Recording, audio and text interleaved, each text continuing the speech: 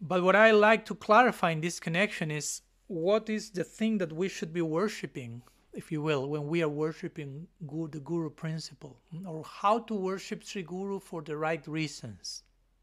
That's an important point. We already spoke in previous classes that some of us may remain as Gaudiya Vaishnavas for the wrong reasons. And that's not the idea. That lends itself to misrepresentation. So similarly, some of us may be worshipping Sri Guru for the wrong reasons. It's not that the person is not worshipable or the principle is not worshipable, but we may conducting the worship for the wrong reasons, with a wrong conception. So let's try to briefly address that on some level. So in brief, what does it make a guru worshipable for us, for a disciple? Basically, the level in which she or he represents Sri Krishna, to put it simply. No, the degree to which that person, individual, is representing Sri Krishna, that's what we are worshipping, the representational side. How much the representation is there, which of course is tied to the inner bhakti of the Guru. According to how much bhakti is in the heart, Krishna is attracted to that and will express himself through that.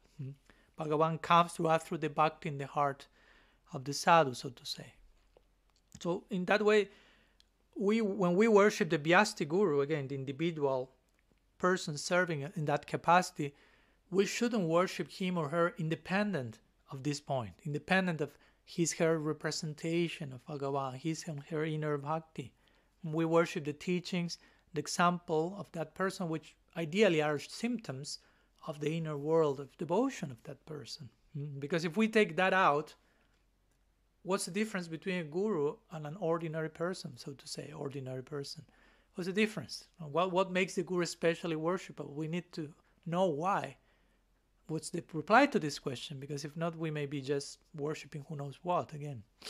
So we have to establish this line clearly, because if not, we may end up engaging in some form of personality cult or something, which is to worship someone externally for the wrong reasons. That's basically personality cult, even if the person is worshipable. But you are worshiping them for the wrong reasons. That becomes cultish. So in other words, if you worship your guru only because he or she is your guru, because he's my guru, I worship him, that maybe you are worshiping your mind. Or because you have projected or over-idealized in your mind how the guru should be, and you have your own idea and you are just imposing your own notions on the person. But again, you are conducting that worship, quote-unquote worship, without considering the inner world of bhakti of the guru. His level of representing Krishna, that's not being considered. So in that case, we will be indulging in some form of idolatry, we may call it, false worship. Remember, idolatry is not worshipping the wrong person. Idolatry also can be worshipping the right person for the wrong reasons.